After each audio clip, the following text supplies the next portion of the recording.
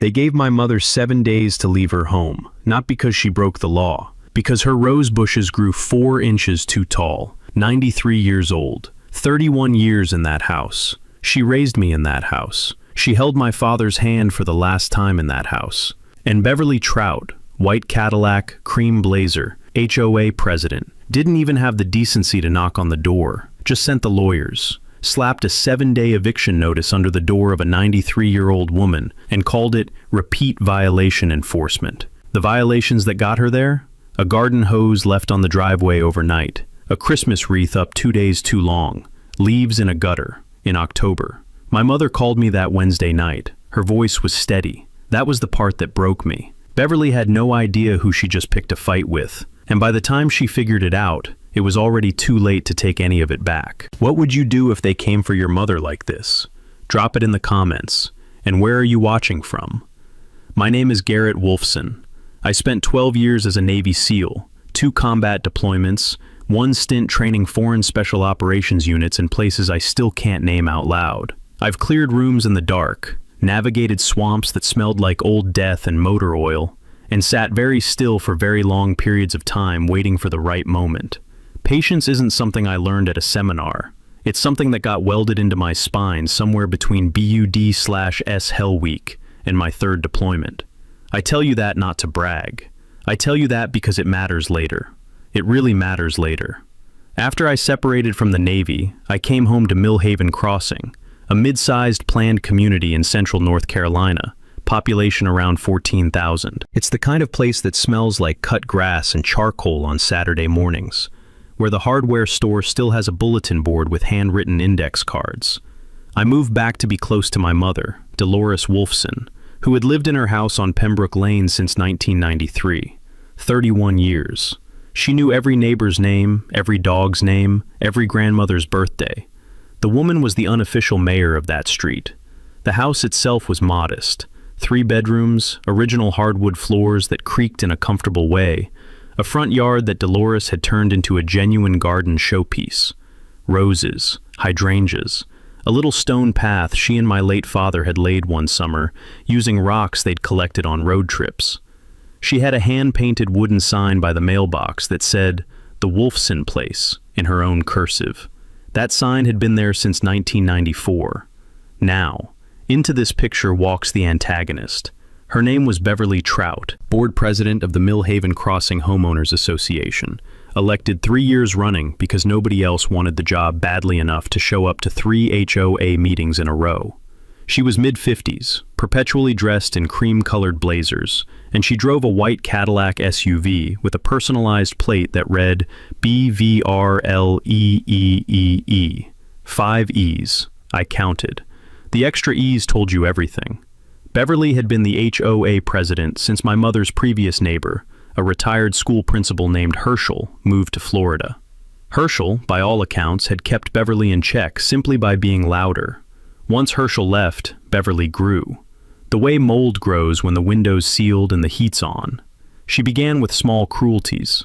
She cited Dolores for a garden hose left coiled on the driveway overnight. She sent a written warning when Dolores's holiday wreath stayed up 2 days past the HOA's December 31st deadline, even though January 1st fell on a Sunday and my mother had been in the hospital with a respiratory infection. She dispatched the HOA's hired compliance officer, a part-time guy named Renwick who drove a golf cart and wore a reflective vest, to photograph Dolores's gutters and issue a formal notice about organic debris accumulation. That's leaves, folks. Leaves in gutters in October, in North Carolina. I watched all of this from a distance, calling my mother twice a week, filing the notices away in a folder I'd labeled, maybe a little darkly, for later. My mother, being Dolores, laughed it off. "She's just lonely," Mom said. "People who have to be in charge of something small are always lonely." But then came the roses. Dolores's roses grew along a decorative fence she'd had installed in 2001. The HOA's Architectural Guidelines, Section 4, Subsection C, Paragraph 2, stated that ornamental plantings along boundary fences shall not exceed 48 inches in height at any point. Dolores's roses, that spring, had reached 52 inches in 2 spots. 4 inches, the height of a soda can. Beverly didn't send a courtesy notice. She didn't knock on the door. She filed directly with the HOA's legal contractor, a firm in Raleigh that specialized in HOA enforcement, and activated a provision in the HOA's governing documents that allowed the association to pursue habitation restrictions for repeat violators. On the strength of 3 prior written notices, the hose, the wreath, the gutters, Beverly Trout had my 93-year-old mother declared a repeat offender and issued a 7-day notice to vacate. I found out on a Wednesday. My mother called me, not crying, just quiet. That quiet told me everything. I drove the 4 hours that night. I pulled into Pembroke Lane at 2:14 in the morning. The neighborhood was dark and still, just the hiss of sprinklers somewhere down the block and the smell of night-blooming jasmine from Mrs. Calloway's yard next door. I sat in the truck for a moment, just looking at my mother's house, the porch light she'd left on for me, the roses along the fence barely visible in the dark, 4 inches too tall, and apparently the most dangerous thing in Millhaven Crossing. Inside, my mother had coffee ready. At 2 a.m. She was wearing her bathrobe, and her reading glasses were pushed up on her forehead, the way she wore them when she was trying to look casual about being worried. She slid a cup across the table and said, "Now don't do anything dramatic." I told her I was going to read the paperwork first. The 7-day notice was 3 pages, single-spaced, and referenced the HOA's Declaration of Covenants, Conditions, and Restrictions, the CC&Rs, extensively. The language was dense and legalistic, designed to intimidate rather than inform, but I'd done enough operational planning to know how to strip a document down to its bones. What I found in those bones was interesting. First, the notice cited 3 prior violations as the basis for repeat offender status, but 2 of those 3 violations, the hose and the wreath, had been resolved. My mother had paid the fines. Under standard contract law, a resolved violation that has been fined and paid generally cannot be relitigated as grounds for escalated enforcement. The HOA's lawyer had bundled resolved issues into a new claim as if they were still active. That's not just aggressive, that's potentially fraudulent. Second, the habitation restriction clause in the CC&Rs was real, but it required a board vote, a formal vote in a noticed meeting with minutes. I dug out the HOA's bylaws, which my mother had in a manila envelope in the kitchen drawer, like the organized woman she has always been. The bylaws required that any enforcement action involving habitation restrictions be approved by a majority of the full board, not just the president acting unilaterally. There were 5 board members. I needed to know if there had been a vote. I called the HOA management company's after-hours line at 7 a.m. and left a message requesting the meeting minutes for any board vote authorizing habitation restrictions against my mother. Then I drove to the county courthouse when it opened at 8:30 to pull the public records on the HOA's incorporation and any prior legal actions. This is something anyone can do, by the way. HOA governing documents, meeting minutes, and any related court filings are typically public record. You go to the county clerk's office, you ask for the HOA's registered documents, you pay the copy fee, and you leave with a paper trail. It takes 2 hours and costs about $12. Takeaway: your HOA's rules are a public document, and public documents can work both for and against the people who wrote them. What I found at the courthouse was a gift. Beverly Trout had filed the habitation restriction notice under her signature alone, on HOA letterhead, with no accompanying board resolution. No vote, no minutes, no quorum. Just Beverly, her signature, and a legal contractor who apparently didn't ask any questions. I drove back to Pembroke Lane and sat on my mother's porch, the boards still paint-chipped, still creaking the same way they had when I was 8 years old, and I called my buddy Thatcher, who'd gotten a law degree after leaving the Army, and now practiced real estate and contract law in Charlotte. I explained what I had. There was a brief silence. Then Thatcher said, "She filed a habitation restriction without a board vote? In North Carolina?" "Yep." "Garrett, that's not just unenforceable. Depending on how the CC and Rs are written, she may have just committed an unauthorized act under the association's own charter. That's potential personal liability for Beverly." I thanked him and told him I'd call back. That afternoon, I drove to Beverly Trout's house, a larger model on the premium side of the development. White shutters, pressure-washed driveway, the Cadillac in the garage. I knocked on the door. She answered in her cream blazer, like she'd been expecting a meeting. She looked at me, 6'2", 220 pounds, hair still military short, and for just a second, something flickered behind her eyes. "Miss Trout," I said pleasantly. "I'm Dolores Wolfson's son. I've reviewed the notice you sent her. I have a few questions about the board vote that authorized it." Another flicker. "The board supports all enforcement actions." "I'm sure they do," I said. "Can you tell me the date of the meeting where they voted on my mother's case specifically?" The pause was long enough to be its own answer. "I'll need to review my records," she said. "Of course," I said. "I'll give you a day." I smiled and walked back to my truck. Behind me, I heard her door close just a little too hard. Beverly did not spend that day reviewing her records. She spent it making phone calls. I know this because within 24 hours, two things happened. First, the HOA's Raleigh law firm sent a letter to my mother, doubling down on the 7-day notice and adding a new claim, that the stone path my parents had laid in the front yard violated impervious surface area guidelines in Section 6 of the CC&Rs. The stones had been there for 23 years. Nobody had complained in 23 years. Suddenly, they were a crisis. Second, I received a visit from Renwick, the compliance officer in the golf cart and reflective vest. He appeared at the end of my mother's driveway around 10 a.m., clipboard in hand, and began photographing the property with the energy of a man who'd been told his job depended on finding something. I watched him from the porch, coffee in hand. He photographed the roses. He photographed the stone path. He got out of the golf cart and walked the fence line, stopping to measure things with a tape measure. The tape measure was the detail that got me. Someone had briefed him specifically. I walked down the driveway. "Morning, Renwick." He startled. "Oh, I'm just conducting a routine compliance inspection." "Of course you are." I looked at his clipboard. "Is that a new inspection form? I don't see a notice of inspection. HOA bylaws require 48-hour written notice before a compliance inspection of an occupied residence." Renwick blinked. He was a retired postal worker, I'd learned, picking up some extra income. He was not malicious. He was just following instructions.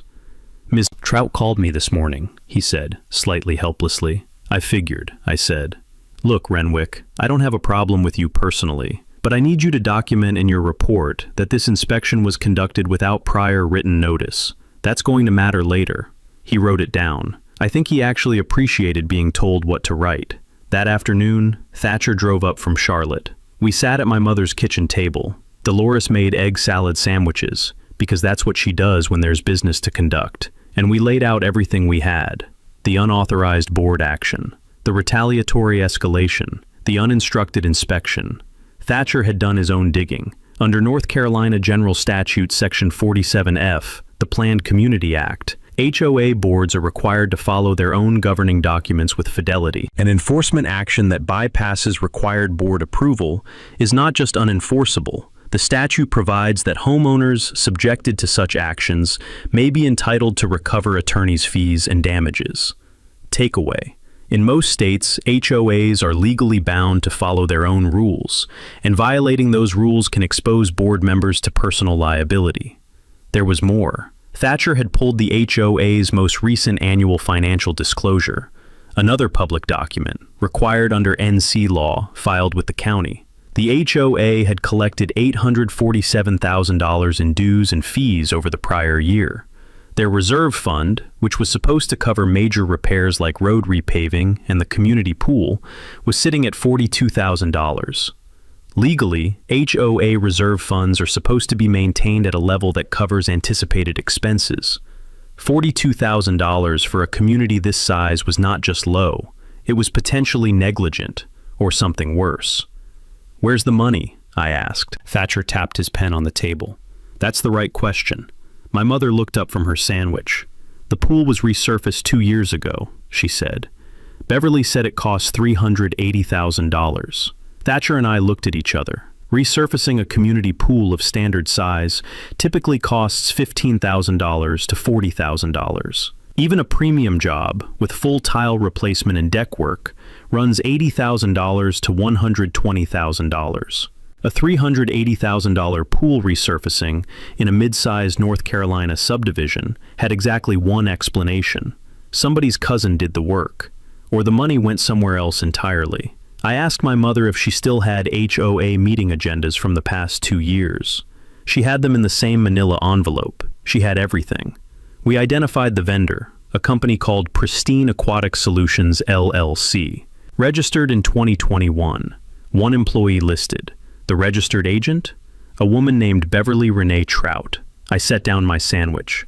The HOA president had directed $380,000 of community funds to a shell company she controlled. Thatcher, I said, is that fraud? He didn't even look up. Yeah, he said, that's fraud.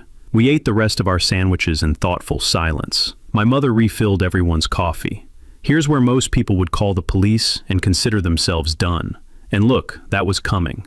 But I've spent enough time in situations where moving too fast costs you the mission. You don't breach before the perimeter is set. You don't tip your hand before you're ready to play every card. So we didn't call anyone yet. Instead, I spent the next 3 days doing what I do best, gathering intelligence, systematically, without announcing myself. I'm going to walk you through what we did because every single step is something a regular person can do. No special clearances required. Step 1. I filed a North Carolina public records request for all HOA-related county filings in the past 5 years. This cost $8 and took 48 hours. What came back included the original Pristine Aquatic Solutions contract, signed by Beverly on behalf of the HOA, and the corresponding invoice, which was filed as a supporting document in the HOA's 2022 tax paperwork. The invoice was for $380,000. Pool rehabilitation and structural improvement services. The scope of work, 4 lines, vague as smoke. Step 2. I drove to the county assessor's office and pulled the permit records for the pool resurfacing project. Construction work above a certain dollar threshold in North Carolina requires a building permit. The pool job had a permit. The permitted value of the work? $31,500. The HOA paid $380,000 for $31,500 worth of permitted work. Takeaway: construction permits are public record, and permit values are one of the best ways to spot inflated contract billing. Step 3. I found the neighbors. This is the part where the military background isn't so much about tactics as it is about people. You learn, over 12 years of working with allied forces, interpreters, local community leaders. You learn how to walk into a room of strangers and make them trust you fast. I spent 2 evenings going door to door on the 3 streets nearest my mother's house. Not to gossip, not to recruit, just to ask one question. Has the HOA done anything to you or your property in the past 3 years that felt unfair or unexplained? I filled 3 pages of notes.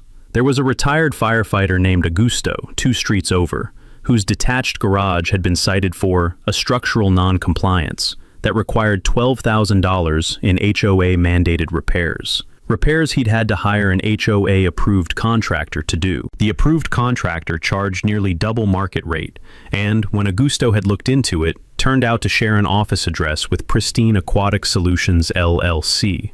There was a widow named Nettie who'd been fined $3,200 over 18 months for various minor violations.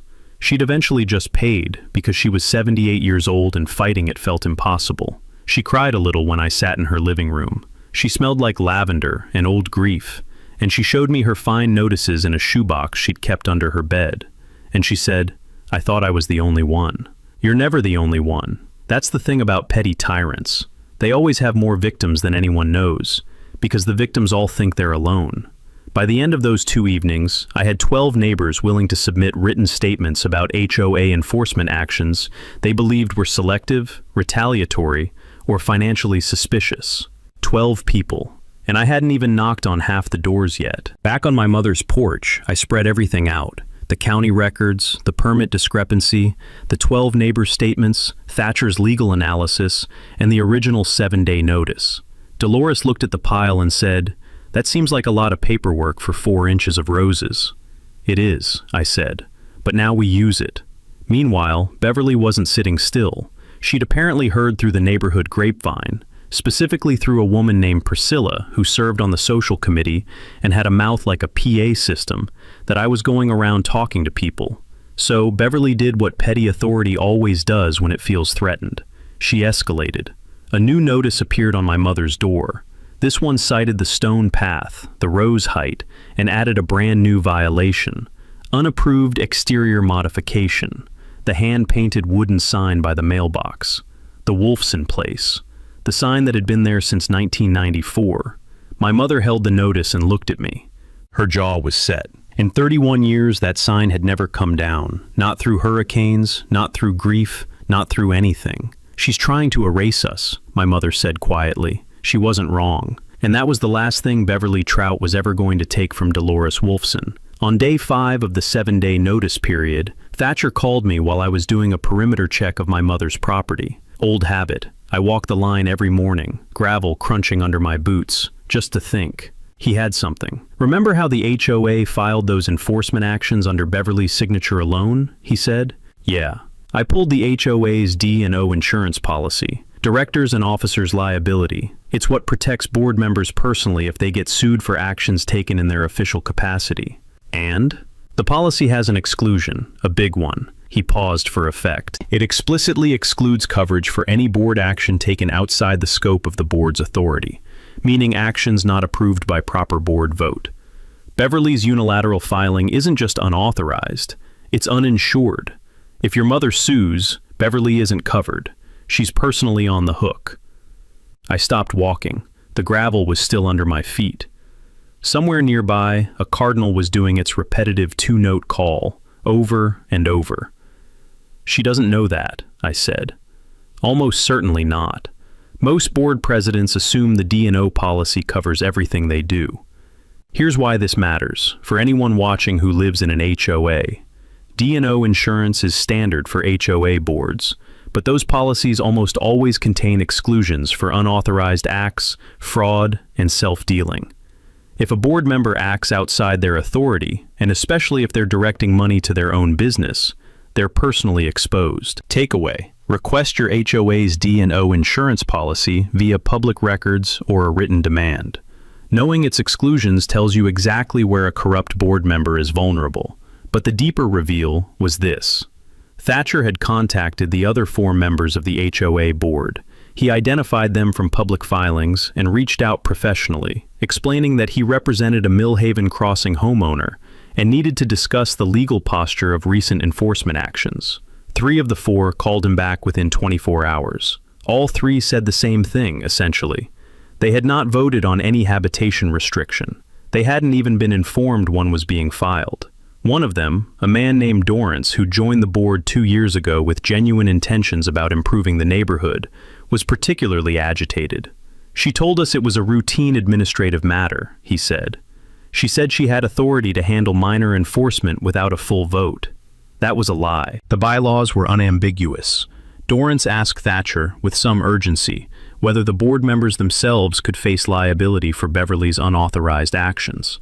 Thatcher, being an excellent lawyer, explained that typically board members who neither authorized nor were aware of an unauthorized act have substantial protection, but that the situation needed to be corrected immediately and formally documented. He suggested Dorrance call an emergency board meeting. Dorrance called one for 2 days later. The 7-day deadline was in 4 days. We weren't going to wait for the meeting to be our only play. We needed Beverly off balance before she walked into that room. We needed her to believe, going into the meeting, that the scope of the problem was smaller than it actually was. Let her feel safe. Let her sharpen her knives for the wrong fight. My mother made sweet tea. We sat on the porch in the late afternoon heat, the thick, heavy heat of a North Carolina summer that sits on your shoulders like a wool coat. And we planned.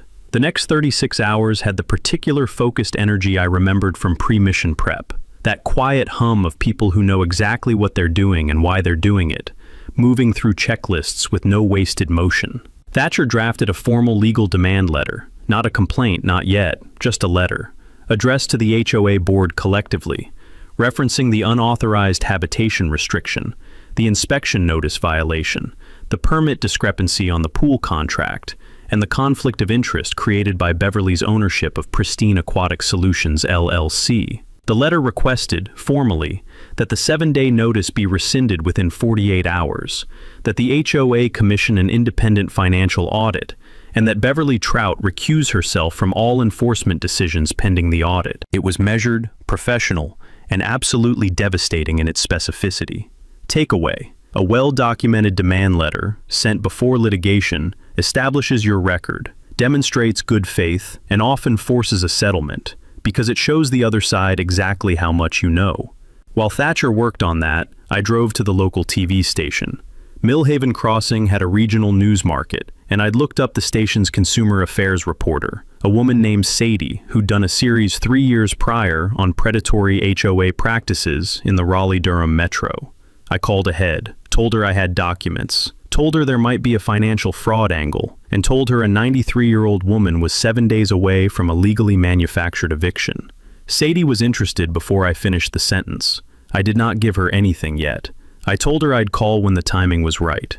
She gave me her direct cell number and said, "Don't wait too long." Back at the house, I had 12 neighbor statements to organize. I formatted them into a single packet with a cover sheet, sequenced chronologically, with a 1-paragraph summary of each person's experience. Augusto's inflated contractor referral, Nettie's fine notices, 7 others with various versions of the same pattern.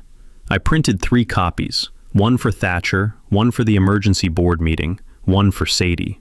Augusto came over that evening, bringing 2 other neighbors, a landscaper named Birch, who'd been on the receiving end of a selective mowing violation, and a retired school teacher named Wanda, who'd had her fence color cited as non-compliant after she declined to buy cookies for the HOA's social committee.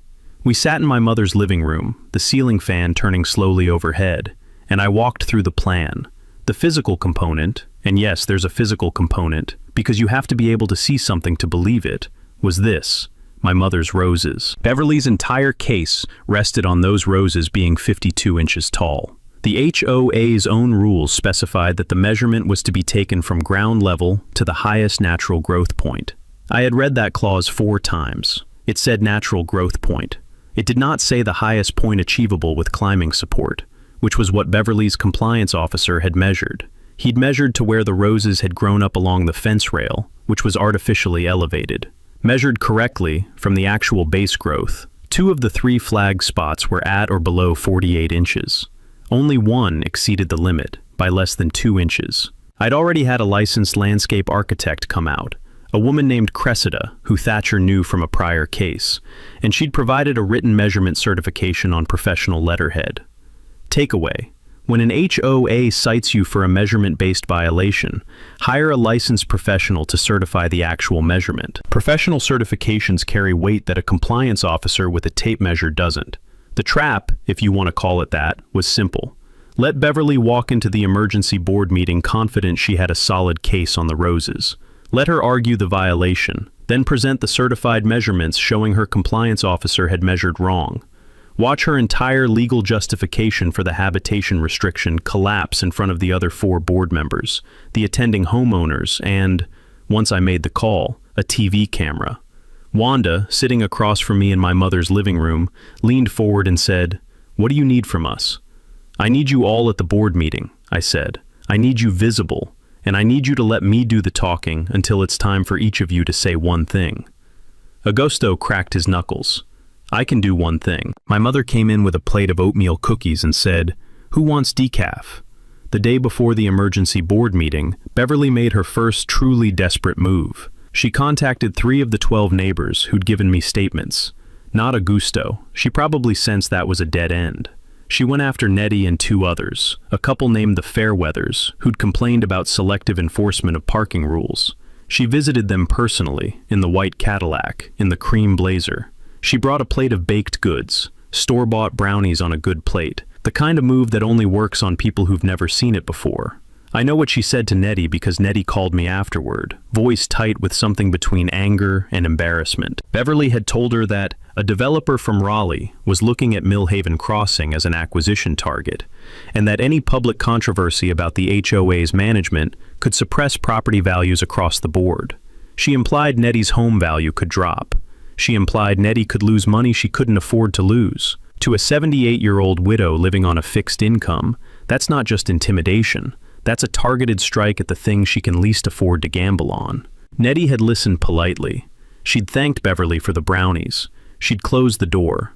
And then she'd called me and said, "I'm still coming to the meeting, and I want to say more than one thing." The Fairweathers held firm too.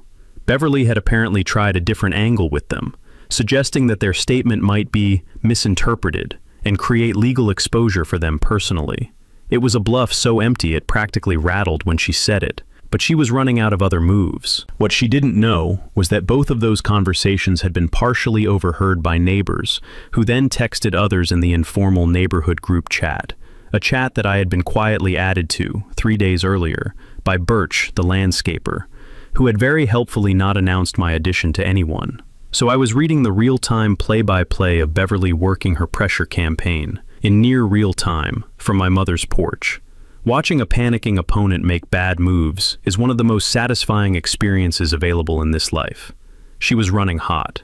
When people run hot, they make more mistakes. That night, she made another one. She called Renwick and told him to conduct a final compliance inspection the following morning, the morning of the meeting, without notice, to generate fresh documentation of the violations. She wanted current photographs that the board could see, taken that same day, to neutralize any argument that the issue had been resolved. Renwick called me. He'd gotten my number from Augusto, apparently. He said, "She's asking me to do another unannounced inspection." I looked it up. The bylaws say 48-hour notice. I don't want to do anything illegal. "Renwick," I said, "you're a good man. Don't do the inspection." "What do I tell her?"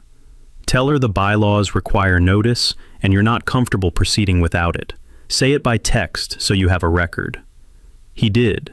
She apparently responded with a string of capital letters that Renwick described, with evident discomfort, as pretty intense. But she couldn't force him. He was a part-time contractor, not an employee, and he'd just developed a sudden appreciation for the nuances of HOA compliance procedure. The morning of the meeting, I called Sadie at the TV station.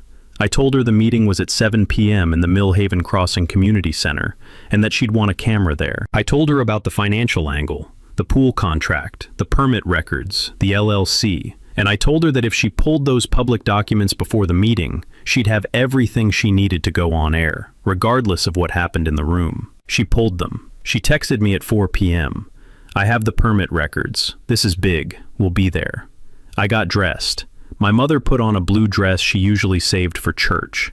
We drove to the community center together, the evening light going golden over the cornfields at the edge of the development, the truck smelling of her perfume and the leather of the seats, and something older, something like purpose. "Are you nervous?" she asked me. "No," I said. She patted my arm. "Good, neither am I." The Millhaven Crossing Community Center was a rectangular building with fluorescent lights and folding chairs, and a water-stained ceiling tile above the emergency exit. It smelled like coffee from an industrial urn, and the particular staleness of a room that only gets used 6 times a year. By 6:45, it was standing room. 43 homeowners by my count. I'd trained myself to do a fast head count walking into any space, old habit. Plus Thatcher. Plus the 4 cooperating board members seated at the folding table at the front. Plus Renwick, standing near the back wall with his arms crossed, looking like a man who had decided which side of history he wanted to be on. Beverly arrived at 6:55, 5 minutes before the meeting. She walked in with the confidence of someone who doesn't know the room has already turned.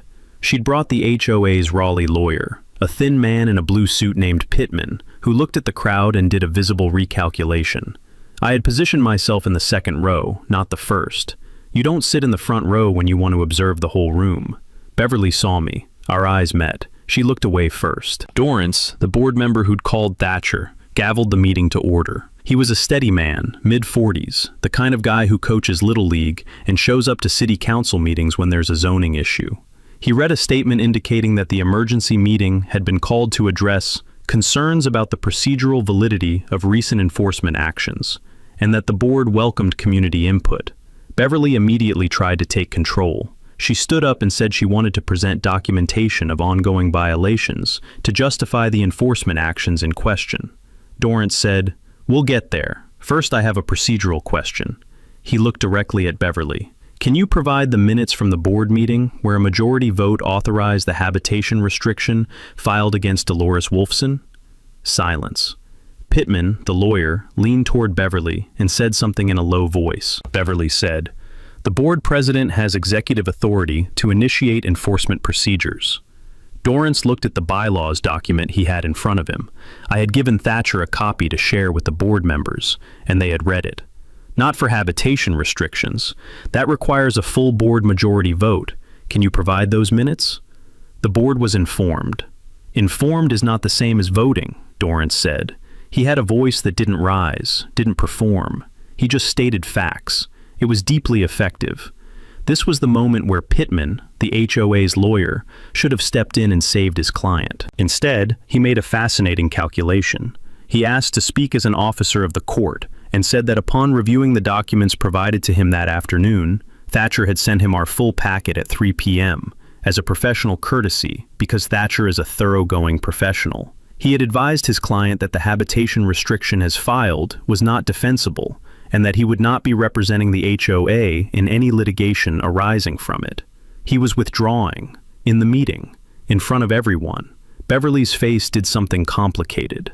Thatcher stood up from his seat beside me and introduced himself as legal counsel for Dolores Wolfson and placed a copy of the formal demand letter on the board table. He walked through it, calm, measured, lethal. The unauthorized action, the inspection violations, the permit discrepancy, the LLC. He put up the LLC registration on a projector screen he'd connected to his laptop. Beverly Renee Trout, registered agent. He put up the pool contract, $380,000. He put up the building permit, $31,500. The room did not erupt. It went very quiet, the way rooms go quiet when something irrevocable has just happened, and everyone is processing what they've witnessed. Nettie stood up. Her voice was steady. She said 4 sentences. She said she had been fined $3,200 over 18 months for violations she believed were targeted. She said she had the documentation. She said she was 78 years old, and she was tired of being afraid of her own neighborhood. She sat back down. Augusto stood. Birch stood. Wanda stood.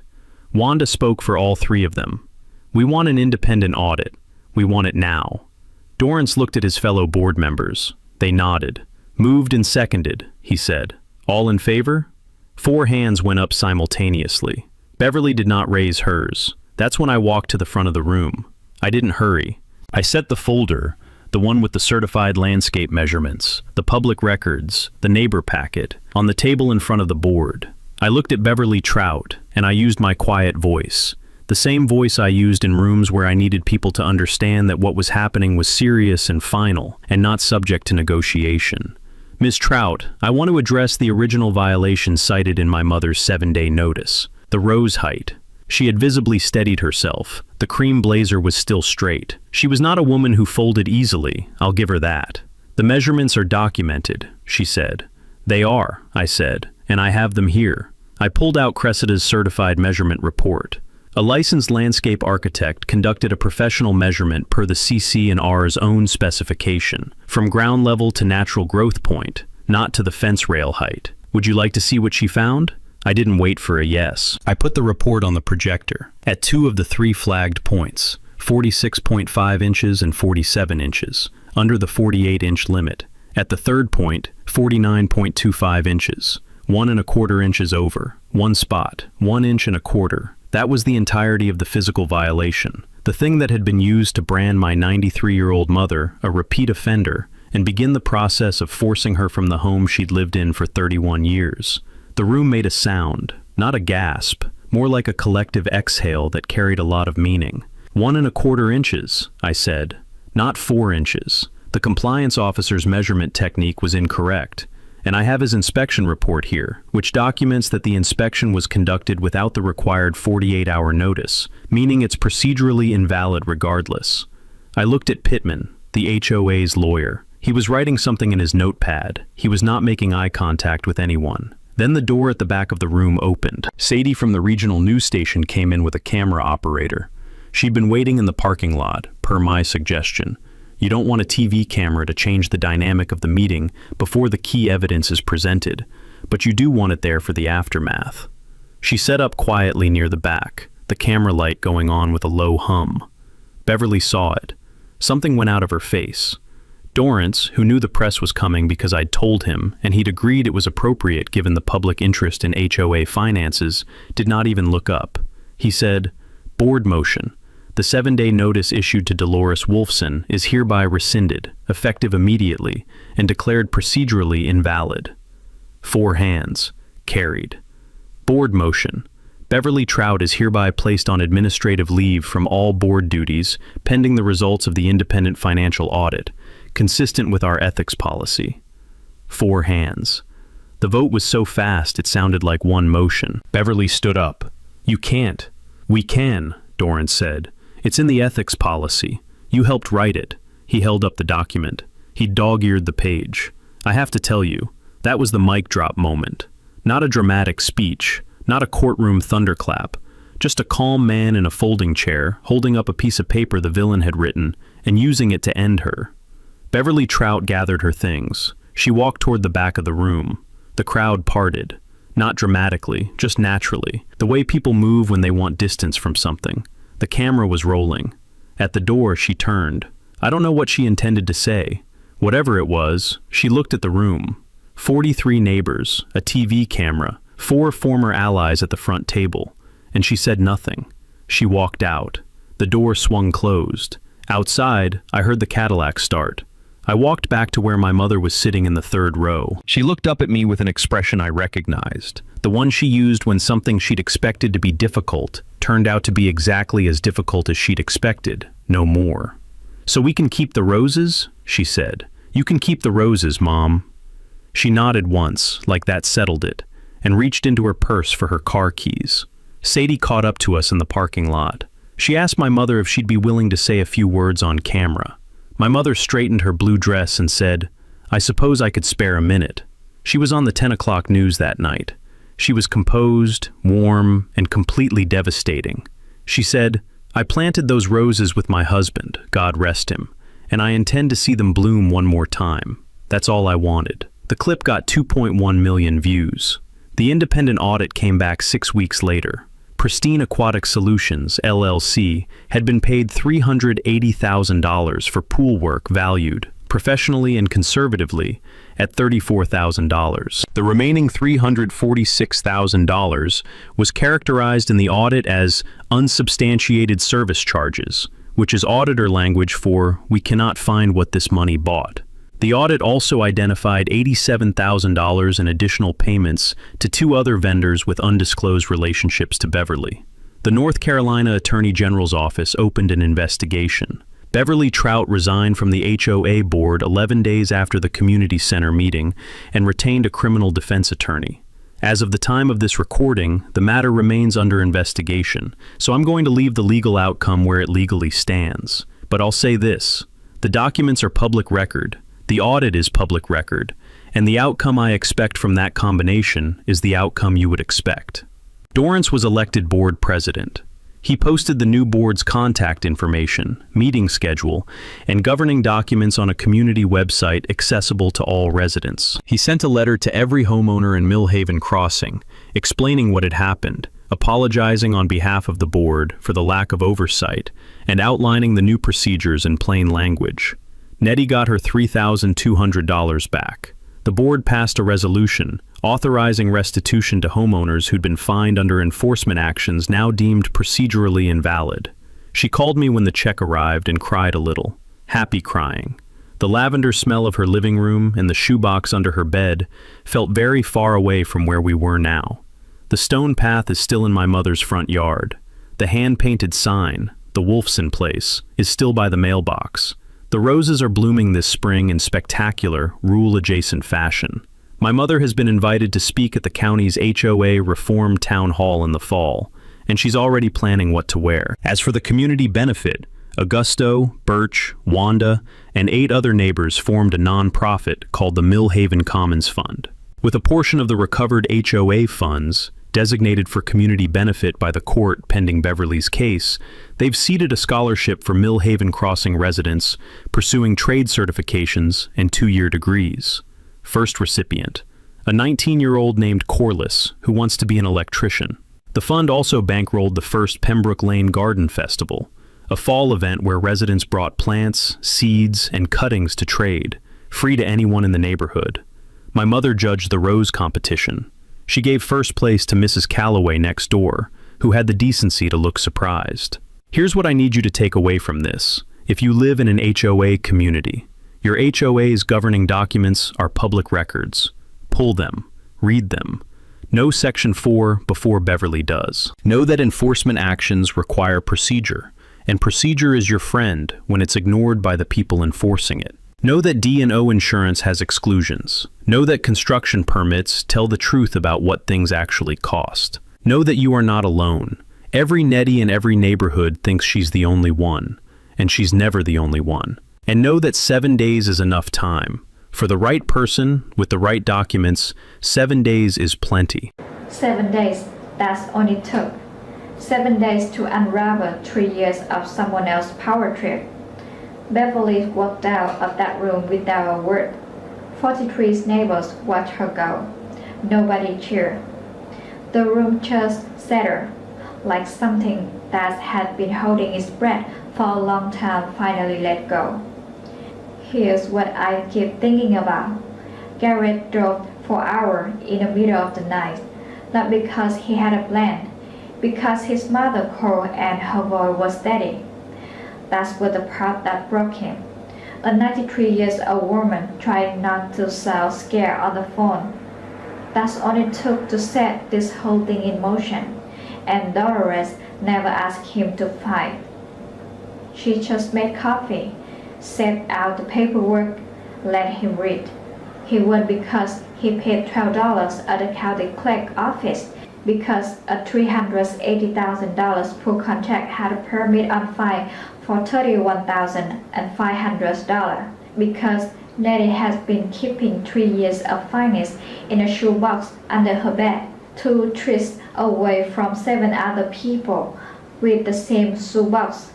Petty power survives because it keeps people thinking they are alone. They never are. If the HOA has ever handed you something that felt wrong, drop it in the comment. You might be closer to backup than you think. Share this if someone needs to hear it. Subscribe for more. The roses are still on the Pembroke land. Dolores made sure of that.